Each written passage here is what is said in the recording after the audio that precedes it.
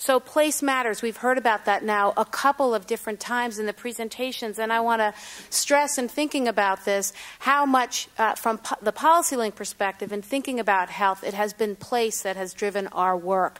Whether we're thinking about the environmental triggers for kids with asthma, whether we're thinking about access to healthy food, whether we're thinking about access to places to be able to go and be safe and engage in physical activity, whether we're thinking about the design of communities, all of those are incredible impacts on health and are all opportunities for making change. We know how much it matters where you live. We know what these impacts are. We've got data in any number of different ways. We really need to now think about what will it take to make the change. And what I want to suggest today is that what we need to be thinking about, what we need to be engaging in, is essentially a movement for change. Whether you want to call it a movement for healthy communities, whether you want to call it a movement for health equity, it's clear what we need are all of the different components that go into a movement. It's clear what we need is to engage in each of those and then to think about each of these separate pieces and how we can weave them together into the comprehensive change that will really matter in communities. So what are those elements? What are those pieces that we need to be thinking about to have this movement for change? Well, the first, actually, Tony talked about quite a bit, and that's organizing. Right? Across the country, in California, there are any number of powerful organizing institutions that work directly at the community level. You can name them off right. There's ACORN, there's PICO, there's Gamaliel, there's IAF.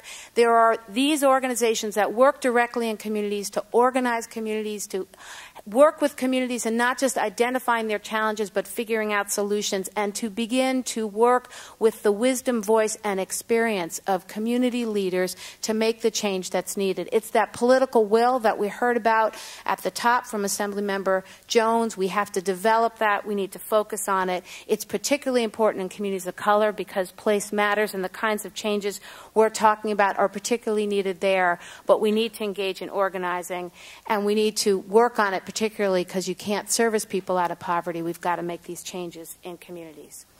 There are labor organizations that are engaged here, labor and community partnerships that are engaged in organizing, and then there's the organizing of organizations, work that many of us do in this room to try and link together, whether it's the organizing networks or the labor groups or other types of groups, to begin to think about the private sector and the public sector, to weave it together in different ways, to raise up different voices, to try and move these agendas for change. What else do you need? You need research. We've heard today two presentations that really focused on bringing out that research because data talks. It helps people to understand things differently. It allows you to see things differently. It begins to help people to reframe the way they look at problems and the way they think about solutions. So health impact assessments help to do that. All sorts of different tools that we're developing help people to understand these problems, and they help to open up the discussion again, to really push people to think about it. And in this context, community-based participatory research is particularly important. Why? Because it links back to the notion that it's community that both understands problems and are best able to craft solutions and are best able to figure out actually how to drive the research, to draw up those problems in a different kind of way, and to hold on to the authentic voice and leadership of community through the research process itself. So we've got organizing, we have research, and then we've got to have policy. And the good news is that there are any number of different opportunities and any number of different models that we can use to address all of these different components in this context of building healthy communities. So let me lay out a number of different opportunities, a number of different possibilities, most of which are right in front of us today. And I want to point to many different ones where it's not typical to hear a health voice, and where bringing in a health voice can have an enormous impact. I've had the honor of the last several months to have all sorts of different discussions in Washington, on the Hill, and now increasingly with the administration.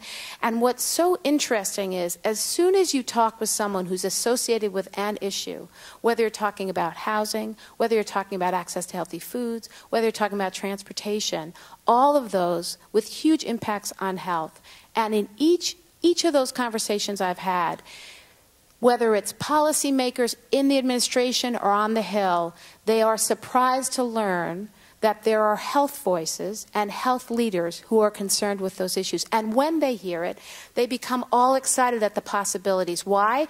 Because they recognize that if you can bring those leaders in, if you can bring in different voices, that you have an opportunity potentially to shift the debate and to open up new views and new opportunities for support. Equally true when we bring in community leaders, when we bring in these examples of what's happening in communities, all sorts of excitement happens, all sorts of new possibilities for making change.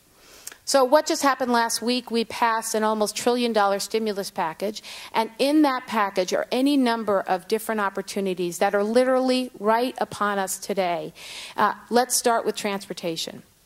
So billions of dollars coming down to the states in transportation dollars, primarily coming through existing funding mechanisms, right? We didn't want to take a lot of time. We've got an economy that is maybe on life support, maybe a tiny bit better, depending on who you're talking to, but in severe distress. So we wanted to move dollars really fast. So we are moving them through existing programs. What does that mean?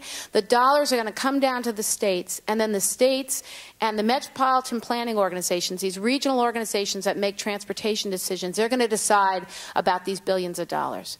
There's some money for transit, not enough money for transit, but there's some money for transit, and then the states will have the capacity potentially to moving other dollars to transit or to thinking about fixing things first, and also to thinking about who gets these jobs. So we need to join together, and we need to think about how to impact these dollars, and we need to do it quickly.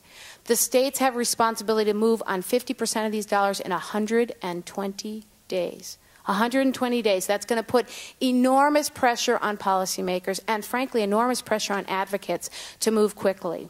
There is a group already formed in California, I'm happy to say, a group called the Green Stimulus Group that's being pulled together by the Ella Baker Center over in Oakland, and it's pulled together advocates from around the state. They're forming different working groups on workforce, right? We've got to think about who's going to get these jobs. You've seen all of those different graphs showing the relationship between income and health. We need to make sure that these jobs are given, particularly to communities of color that have not historically gotten these, and that's going to take advocacy. So groups on workforce, on transportation, on water, really trying to think about how we're going to focus advocacy quickly on these dollars as they come down to the states. And then, in the next several months, the Congress is going to take up the reauthorization of the transportation measure. Comes up about every 5 years or so, represents about $300 billion in resources that, again, flow to the states and determine how is it that we approach transportation in this country. Right now, we have a pretty crazy way of calculating how those dollars are distributed. How do we do it? We do it based on vehicle miles traveled. The more miles traveled in your state, the more money you get.